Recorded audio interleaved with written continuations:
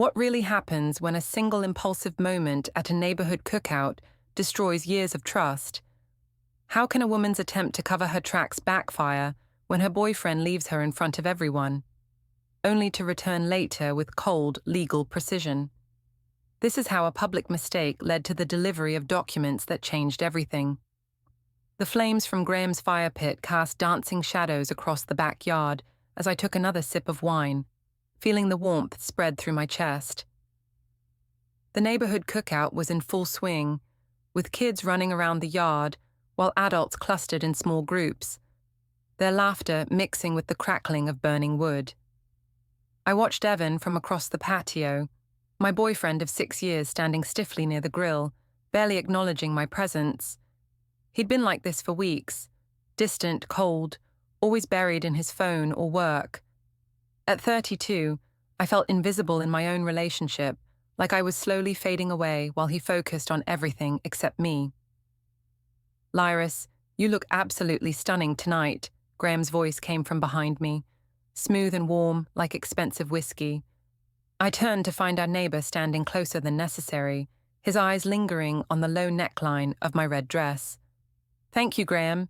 At least someone notices," I replied, glancing pointedly at Evan, who was now deep in conversation with his mother Dorothy about Maya's school performance. Our 7-year-old daughter was building fairy houses near the garden, oblivious to the tension crackling between her parents. Graham stepped even closer, his cologne mixing with the smoky air. "Evan's a fool if he's not paying attention to a woman like you. If you were mine, I'd never take my eyes off you." The wine and his words made my head spin. When was the last time Evan had complimented me? When had he last looked at me with desire instead of that tired indifference that had become our normal? "You're such a flirt," I laughed, but I didn't step away. The attention felt like sunlight after months of living in shadows. "I'm just honest about what I see," Graham murmured, his hand brushing against my arm. "You deserve better than being ignored, Lyris." The fire pit crackled louder, sending sparks into the darkening sky. Around us, the party continued, but I felt like Graham and I were in our own bubble. His recently finalized divorce had left him confident and available, and the way he looked at me made me feel alive again. "Graham, we should probably—" I started to say, but he was already moving closer, his hand sliding to my waist. "One dance by the fire? Just neighbors being friendly," he whispered, pulling me gently toward him. I should have said no. I should have stepped back, made an excuse, walked away. But the wine, the attention, the desperate need to feel wanted after months of Evan's coldness, it all clouded my judgment. "Just one dance," I heard myself saying. Graham's arms encircled me as we swayed to the soft music drifting from the outdoor speakers. I could feel eyes on us, but I didn't care. For the first time in months, I felt beautiful, desired, important. "See how good this feels?" Graham murmured against my ear. "This is how you should be treated every day." When he tilted my chin up, I didn't resist. When his lips met mine in a soft, lingering kiss, I kissed him back. The fire pit illuminated us like a spotlight, and for those few seconds, nothing else existed except the warmth of his mouth and the feeling of being wanted. Then I heard Maya's voice, high and confused. "Mommy, why are you kissing Mr. Graham?" The spell shattered instantly. I jerked away from Graham, my face burning with embarrassment, as I realized the entire party had gone silent. Every face was turned toward us, shocked, disapproving, uncomfortable. Dorothy's expression was thunderous, her protective mama bear instincts fully activated as she looked from me to her granddaughter. Jade, my younger sister, stood frozen with her drink halfway to her lips, her eyes wide with surprise. But it was Evan's face that made my stomach drop. He wasn't angry, he was calm, eerily calm, as he looked at me with something I'd never seen before. Disappointment so profound it felt like a physical blow. "Evan, I started, but he was already moving. "Maya, come here, sweetheart," he said quietly, his voice steady despite the chaos around us. "Grandma Dorothy's going to take you home." But Daddy, I want to stay and make more fairy houses, Maya protested, still confused by the sudden tension. Not tonight, baby. Grandma will help you make some at her house instead. His eyes never left mine as he spoke, and I saw something calculating in their depths that made me shiver. Dorothy gathered Maya quickly, shooting me a look that could have melted steel. Come on, sweetheart.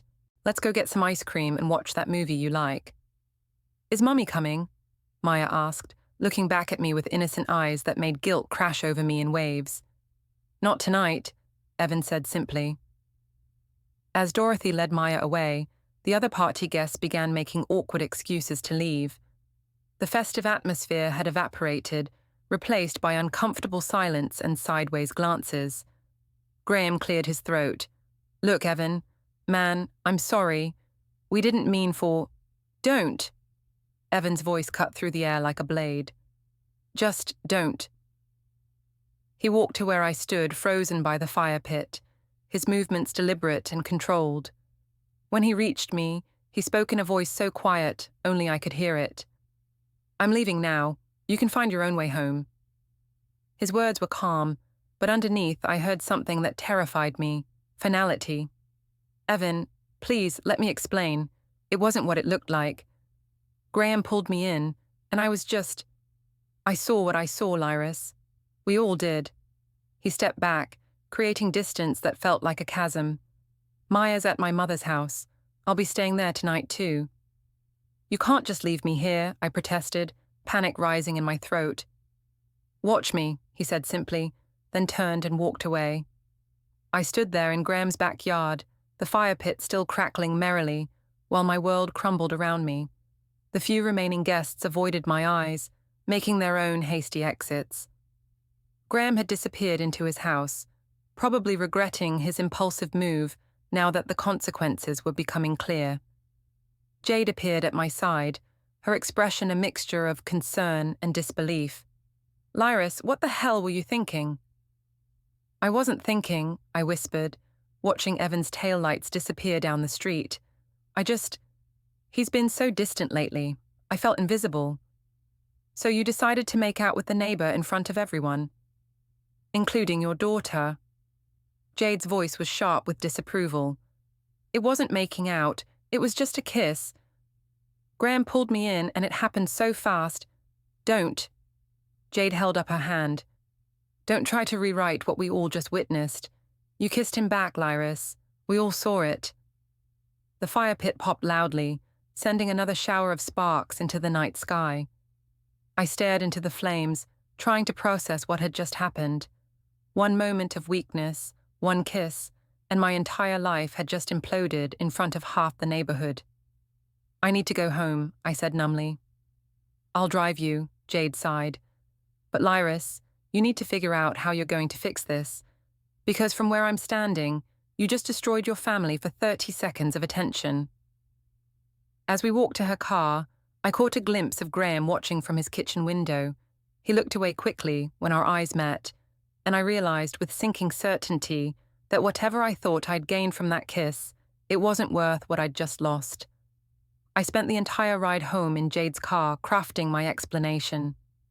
By the time she dropped me off at the house I shared with Evan, I had convinced myself that I could make this right. It was just a misunderstanding, a moment of weakness that had been blown out of proportion.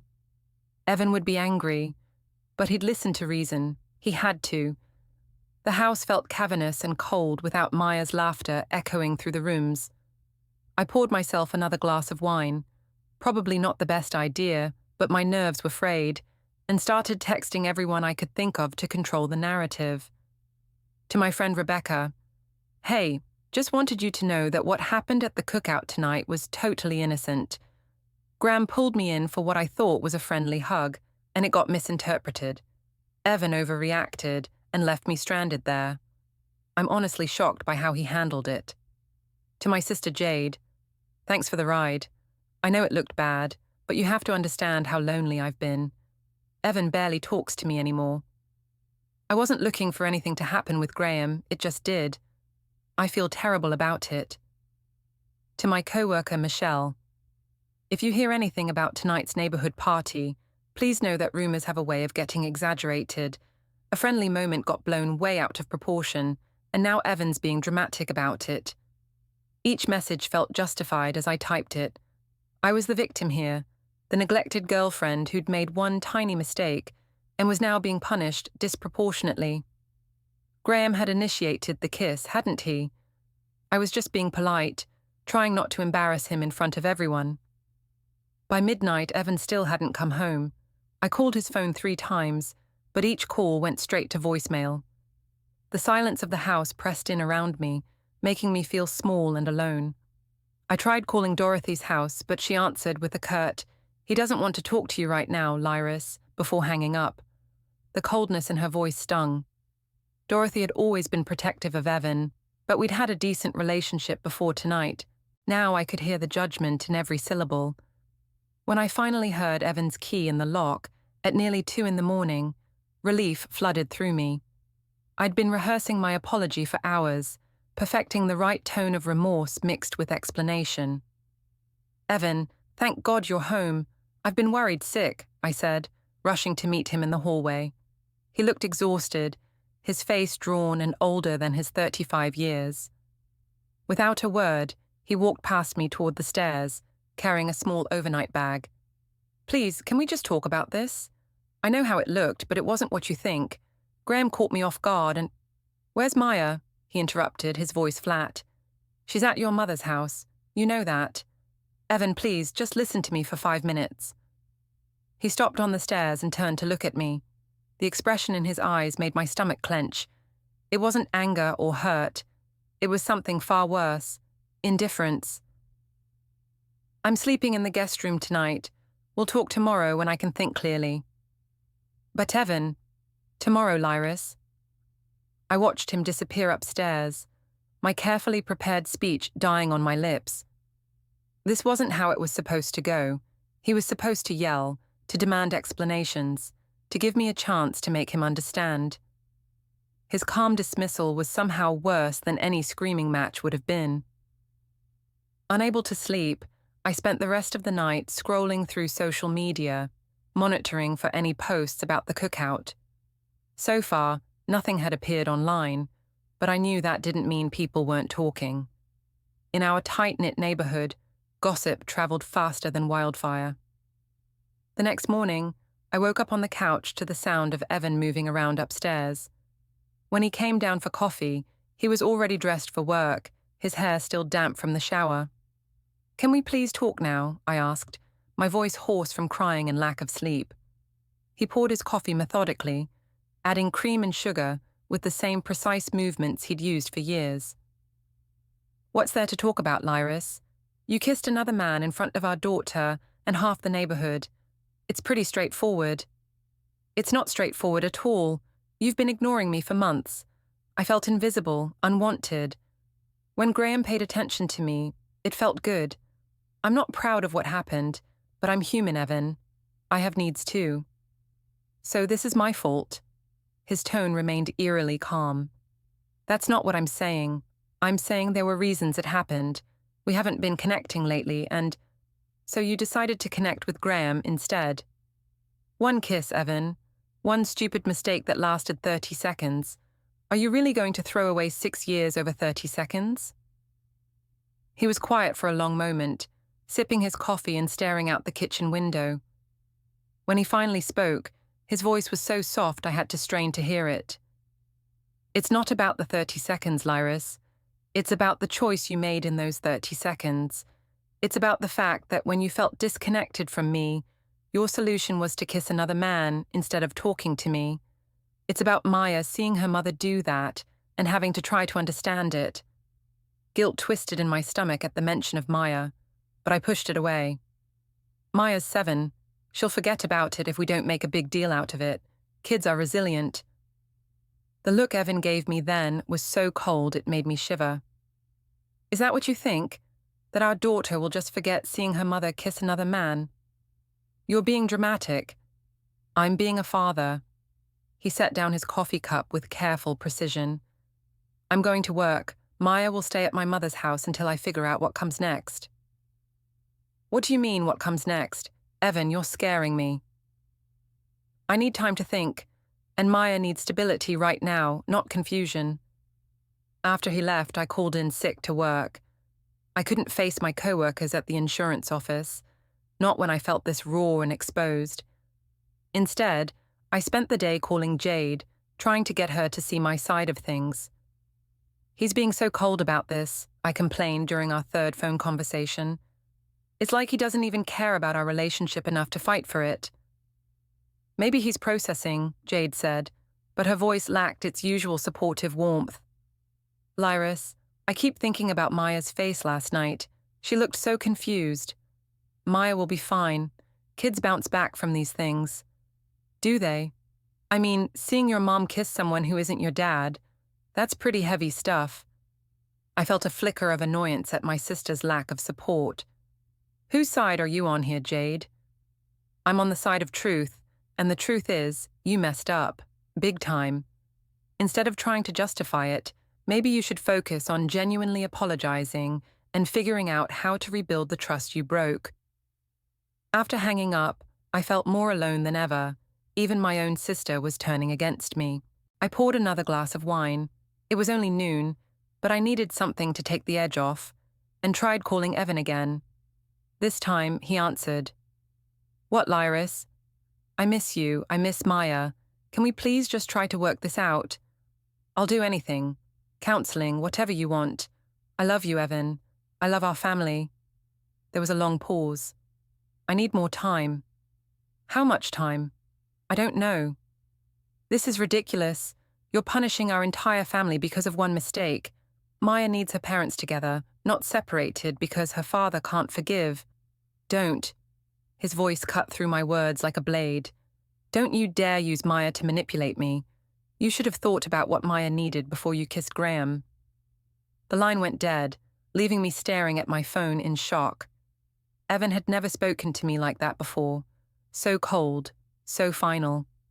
A chill ran down my spine as I realized that maybe, just maybe, I had underestimated how seriously he was taking this. That evening, I noticed Evan moving around upstairs for longer than usual. When I went to check on him, I found him in our bedroom with a notebook, writing something down while looking at his phone. "What are you doing?" I asked. He looked up, and for a split second, I saw something calculating in his expression before it smoothed back into neutral politeness. "Just taking care of some things." "What things?" "Work stuff." He closed the notebook and slipped it into the drawer of his nightstand, but not before I caught a glimpse of what looked like dates and times written in his neat handwriting. As he headed back to the guest room, I felt a cold finger of unease trace down my spine. Something had changed in Evan. Something fundamental. The man who had loved me for 6 years was looking at me like I was a stranger, and for the first time since the cookout, I began to wonder if this was going to be much worse than I'd imagined. By Monday morning, I couldn't avoid work any longer. I'd used up my sick days, and staying home would only fuel more speculation. I spent extra time on my makeup, trying to hide the dark circles under my eyes, and chose a conservative blazer that I hoped would project professionalism and respectability.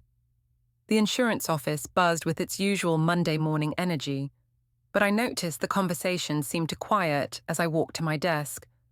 Maybe I was being paranoid, but it felt like eyes were following me, whispers trailing in my wake.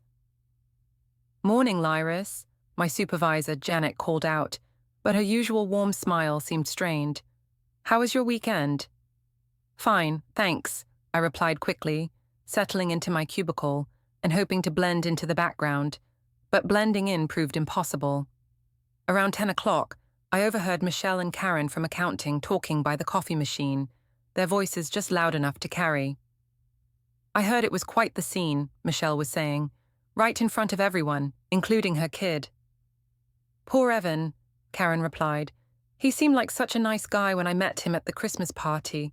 I can't imagine how humiliated he must feel." My cheeks burned as I pretended to focus on my computer screen. How had word already spread to my workplace? Then I remembered, Michelle lived 3 streets over from Graham. Of course she'd heard. The morning dragged on with more whispered conversations and sideways glances. During my lunch break, I decided to walk to the cafe down the street, hoping some fresh air would clear my head.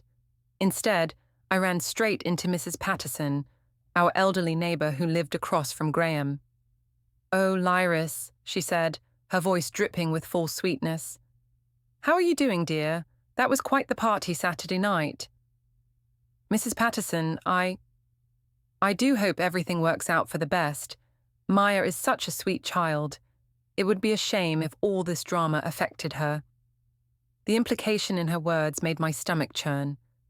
I mumbled something about being late and hurried back to the office, but the damage was done. The whole neighborhood was talking, judging, taking sides. And from what I could tell, nobody was taking mine. That afternoon, my phone buzzed with a text from Graham.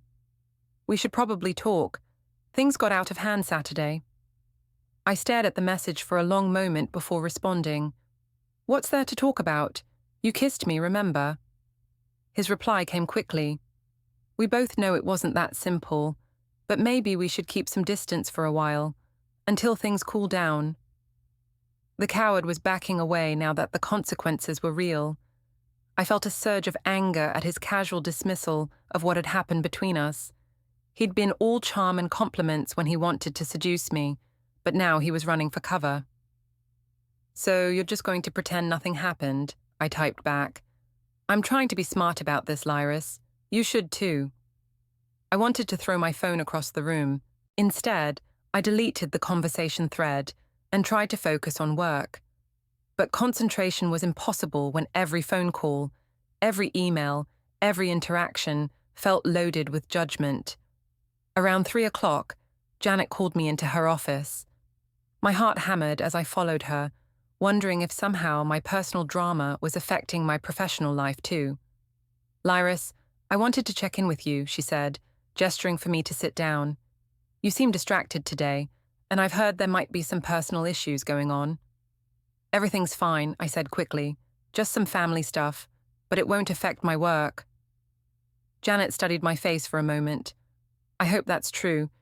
You know I value you as an employee, but we need to maintain a certain level of professionalism here.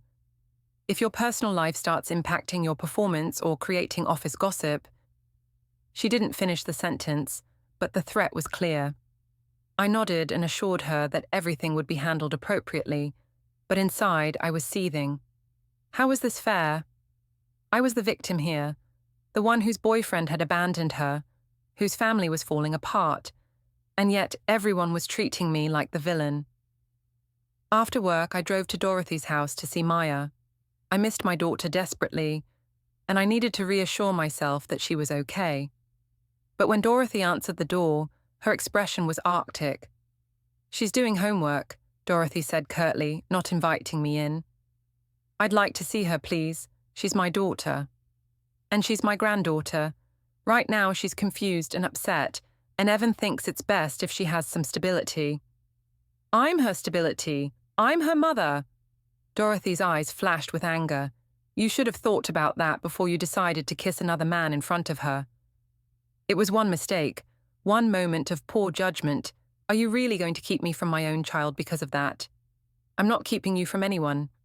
I'm following my son's wishes because he's trying to protect Maya from more confusion and drama." Through the doorway, I could see Maya's backpack on the hall table, her little shoes lined up neatly by the door. The sight of her things in Dorothy's house instead of ours made my chest tight with panic. "Can I at least talk to her for a few minutes? Please?" Dorothy hesitated, then called over her shoulder. "Maya, sweetheart, your mum's here." Maya appeared in the hallway, looking smaller than usual in one of Dorothy's oversized sweaters. "Hi, Mommy." "Hi, baby, how are you doing? I missed you so much." "I'm okay. Grandma made pancakes for breakfast and we watched movies last night." "That sounds fun. Are you ready to come home with Mommy?" Maya glanced uncertainly at Dorothy, then back at me. "Daddy said I should stay here for a little while, until you and him figure things out." The fact that Evan had already talked to Maya about this, had prepared her for an extended stay at Dorothy's, sent a chill through me. This wasn't just a cooling-off period. He was making plans. What did Daddy tell you about Saturday night? I asked gently. Maya's face scrunched up in confusion. He said sometimes grown-ups make mistakes and need time to fix them. He said you didn't mean to hurt anyone's feelings. At least Evan wasn't poisoning her against me, but the clinical way Maya repeated his words suggested he was being very careful about how he framed the situation. That scared me more than anger would have. That's right, baby. Mommy made a mistake, but I'm going to fix it. We'll be a family again soon, okay? Maya nodded, but she didn't seem entirely convinced. When I hugged her goodbye, she felt stiff in my arms, like she was holding something back. Driving home, I called Jade again, desperate for someone to understand my perspective. Everyone's treating me like I committed some terrible crime, I complained. It was just a kiss, Jade. People are acting like I burned down the neighborhood. Maybe because you kind of did, Jade said quietly. Lyris, I drove by Graham's house today. There's a for sale sign in his yard. My stomach dropped. What? He's leaving, moving away. That's how bad this has gotten. I felt like the ground was shifting beneath my feet. Graham was fleeing the neighborhood rather than dealing with the fallout from our kiss. What did that say about how serious the situation really was? This is insane, I whispered. It's completely out of proportion. Is it? Think about it from everyone else's perspective. You publicly humiliated your boyfriend, confused your daughter, and created drama that's affecting the whole neighborhood. Graham probably figures it's easier to start fresh somewhere else than deal with being the other man in this mess. He's not the other man. Nothing happened between us except that one kiss. That everyone saw, including Maya. I was getting tired of everyone throwing Maya in my face. Yes, it was unfortunate that she'd witnessed the kiss, but children were resilient. She'd get over it if the adults in her life stopped making it into such a big deal. That night, I sat in my empty house, scrolling through my phone and trying to make sense of how everything had spiraled so quickly. On Facebook, I noticed that several neighbors had unfriended me. The neighborhood mums group that I'd been part of for years was suddenly silent. No more playdate invitations or casual check-ins. I was being erased from my own community, one relationship at a time. And the worst part was, Evan still wasn't answering my calls. Whatever he was planning, he was doing it without me, making decisions about our future that I had no input on. For the first time since Saturday night, real fear began to creep in. This wasn't just about forgiveness anymore. This was about consequences I hadn't seen coming, and I was starting to realize that I might have underestimated exactly how much damage one kiss could do. 3 days passed, without a word from Evan. He came and went from the house like a ghost, arriving after I was asleep and leaving before I woke up. When I tried to catch him in the morning, I found only the lingering scent of his cologne and a coffee cup in the sink. Maya was still at Dorothy's house, and my requests to see her were being filtered through Evan's mother, like I was some kind of security threat. The isolation was driving me crazy, making me feel like a prisoner in my own life. On Thursday morning, I decided to take matters into my own hands. I called in sick to work again. Janet wouldn't be happy, but I had bigger problems, and drove to Maya's school. If Evan wanted to control access to our daughter through his mother, I'd find another way. I waited in the parking lot until recess, then approached the playground fence. Maya was on the swings with her friend Sophie, her legs pumping as she tried to go higher. "Maya," I called out, waving. She looked over and smiled, hopping off the swing to run toward me. "Mommy, what are you doing here?" "I wanted to see you, sweetheart. I missed you so much." "I missed you too. When can I come home?" The question pierced my heart. "Soon, baby, very soon. Mommy and Daddy just need to work some things out first." "Is it because you kissed Mr. Graham? Sophie's mom said you kissed Mr. Graham, and that's why Daddy's mad." Anger flared in my chest. The neighborhood gossips were involving children now, making my 7-year-old deal with adult drama that she shouldn't have to understand. "Sometimes grown-ups make mistakes, Maya, but that doesn't mean we stop loving each other. Daddy and I both love you very much. But do you still love each other? The innocent question hit me like a physical blow. Of course we do, sweetheart. Everything's going to be okay. But even as I said the words, I wasn't sure I believed them anymore. That afternoon, I decided to search Evan's things for clues about what he was planning. I felt guilty about snooping, but desperation was overriding my conscience. If he wouldn't talk to me, I had to find another way to understand what was happening. In his nightstand drawer, I found the notebook I'd seen him writing in. My hands trembled as I opened it, not sure I wanted to see what was inside. What I found made my blood run cold. Page after page of meticulous notes, all dated and time-stamped. Saturday, 8:47 p.m. Lyris kissed Graham West at neighborhood cookout. Multiple witnesses present, including Maya. Duration approximately 45 seconds. Lyris appeared willing participant. Sunday, 12:15 a.m. Lyris sent multiple text messages to friends and family, attempting to minimize incident and shift blame. Monday, 7:30 a.m. Overheard Lyris on phone with sister claiming Graham pulled her in and that she was caught off guard. Contradicts observed behavior. Tuesday, 3:45 p.m. Lyris attempted to use Maya to manipulate me during phone conversation, stating Maya needs her parents together. Each entry was written in Evan's careful handwriting, clinical and precise, like he was documenting evidence for what? My hands shook as I flipped through more pages, finding printed screenshots of text messages. My text messages to Jade, to Rebecca, to Michelle. How had he gotten these? Then I remembered. We shared a family phone plan, and Evan handled all the technical stuff.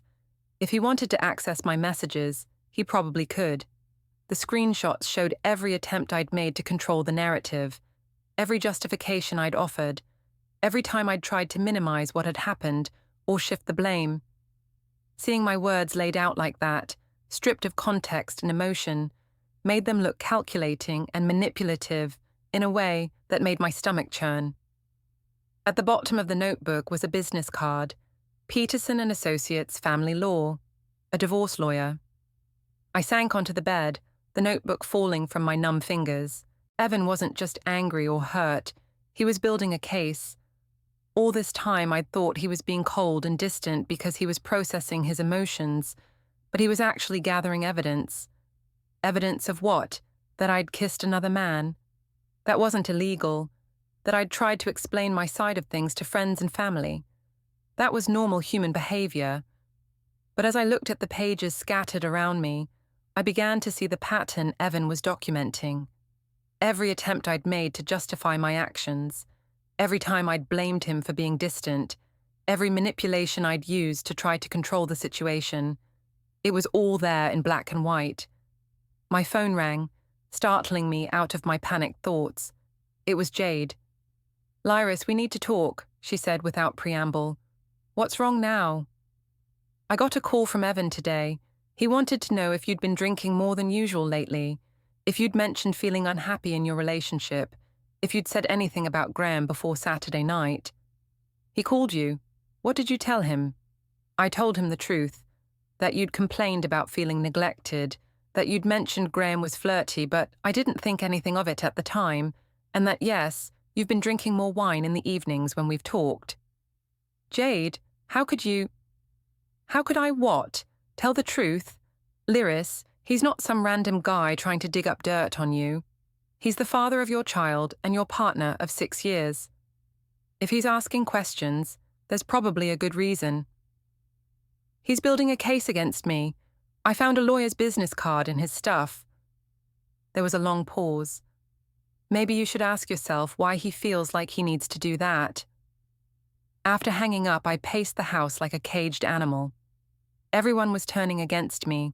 My sister, my neighbors, my co-workers, even Maya's teacher, who had given me strange looks when I'd shown up at school earlier. But it was Evan's methodical documentation that scared me the most. This wasn't the behavior of a hurt boyfriend looking for an apology. This was the behavior of a man who had made a decision and was now covering his bases. That evening, I was waiting when Evan came home from work. He looked surprised to see me sitting at the kitchen table, the notebook open in front of me. "We need to talk," I said. He glanced at the notebook and something flickered across his face. Not anger or embarrassment at being caught, but something that looked almost like relief. "Okay," he said simply, sitting down across from me. "A lawyer, Evan? Really? You're talking to a divorce lawyer because of one kiss?" "I'm talking to a lawyer because I need to understand my options." "Your options for what? Destroying our family? Taking Maya away from me?" "My options for protecting myself and Maya from a situation that's become untenable." His calm tone was infuriating. I wanted him to yell, to show some emotion, to give me something to work with. This clinical detachment was like trying to argue with a wall. "Untenable? I made one mistake, Evan. One moment of poor judgment that I've apologized for repeatedly. How is that untenable?" "It's not about the kiss, Lyris." "Then what is it about?" He was quiet for a long moment, studying my face like he was seeing me for the first time. When he spoke, his voice was soft but firm. "It's about what you did after the kiss. The lies, the manipulation, the way you've tried to rewrite what happened to make yourself the victim. It's about the fact that even now, sitting here with my notebook in front of you, you're still trying to minimize and control instead of taking real responsibility." "I have taken responsibility. I said I was sorry." "You said you were sorry that people misunderstood what happened. You said you were sorry that I overreacted. You said you were sorry that Graham pulled you in. But you've never once said you were sorry for choosing to kiss him back." The distinction hit me like a slap. Because he was right. I had been sorry about the consequences, sorry about being caught, sorry about the drama that followed. But had I ever been sorry about the kiss itself? About those few seconds when I'd felt alive and wanted and beautiful in another man's arms?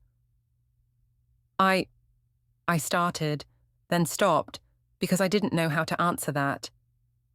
"That's what I thought," Evan said quietly. "And that's why I need to protect myself and Maya.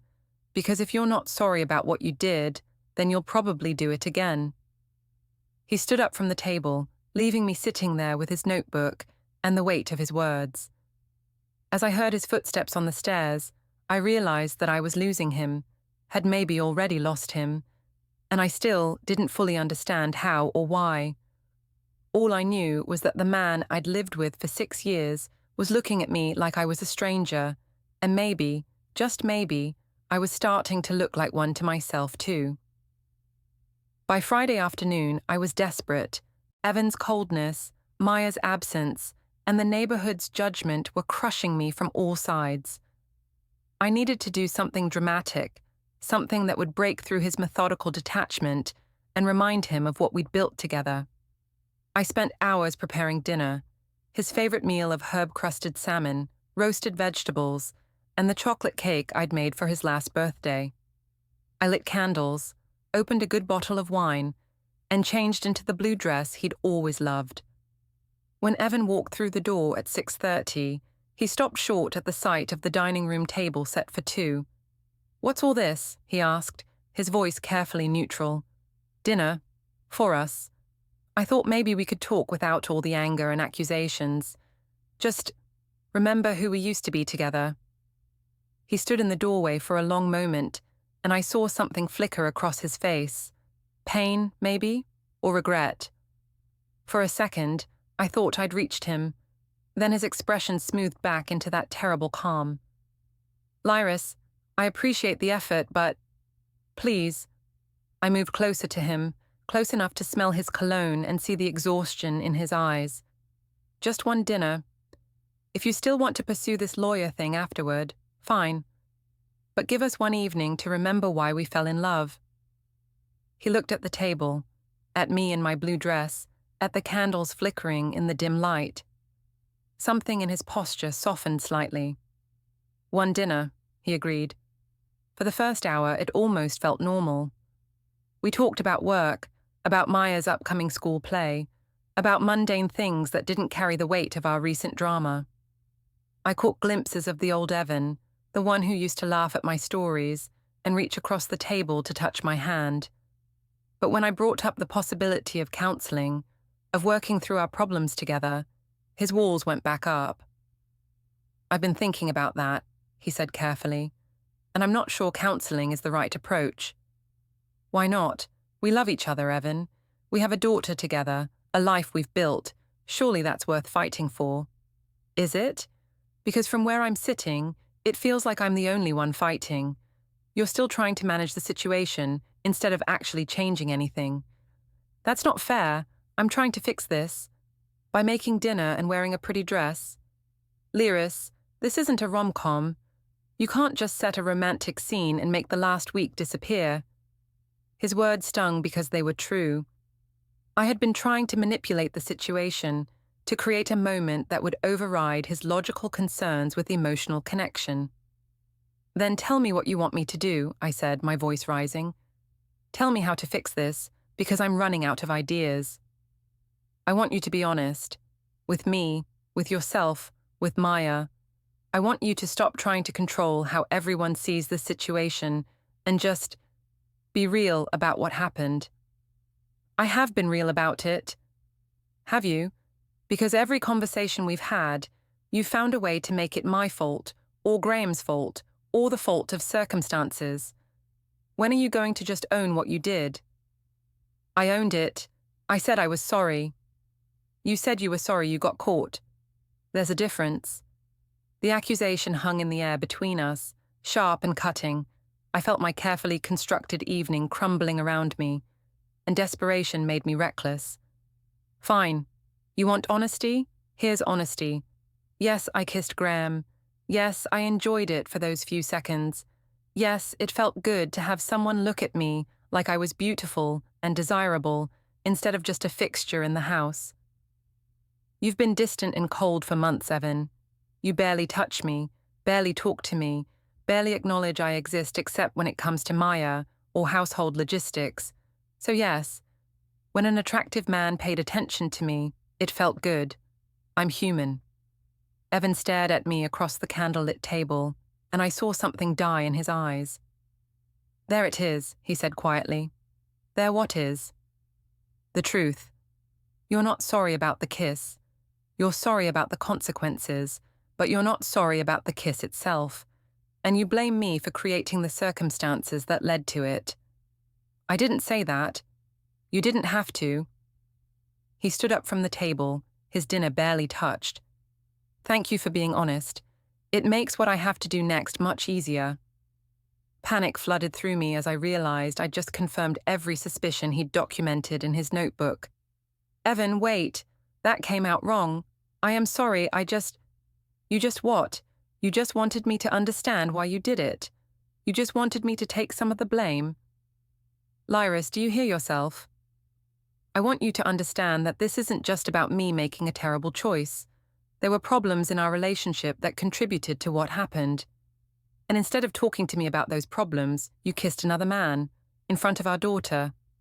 Stop throwing Maya in my face. I know she was there, I know it was wrong, but she's 7 years old.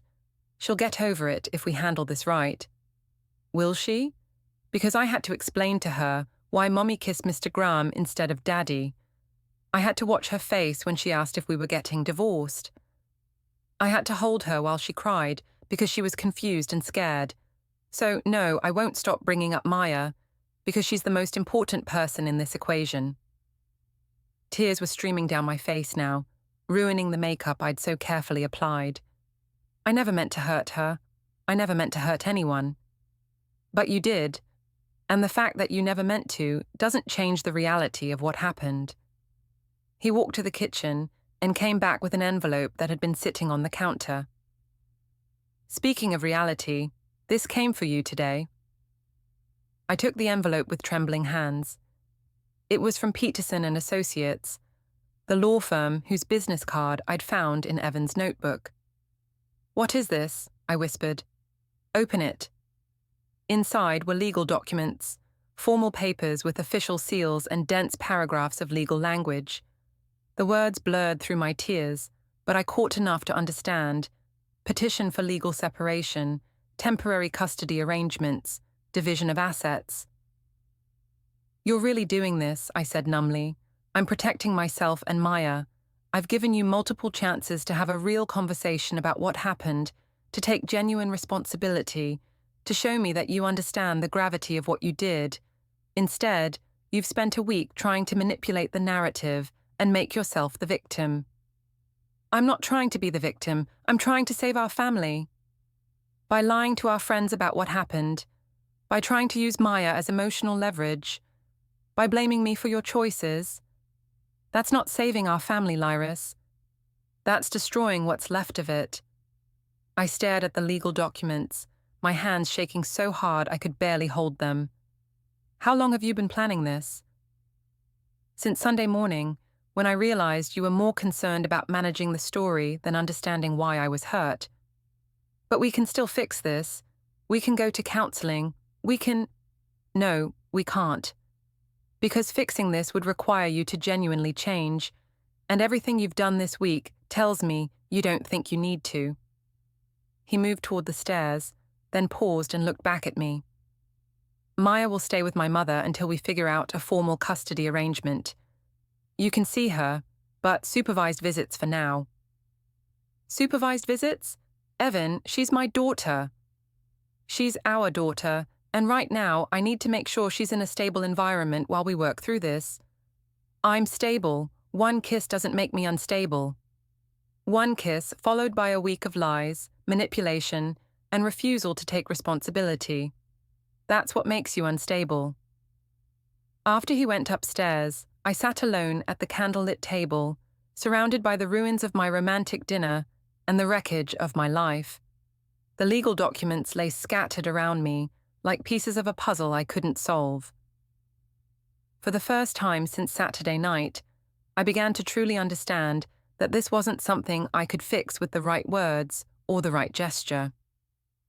Evan had made a decision, and he'd made it methodically, carefully, with legal advice and documented evidence. I'd been playing checkers while he was playing chess, and I'd just lost the game without even realizing we were playing.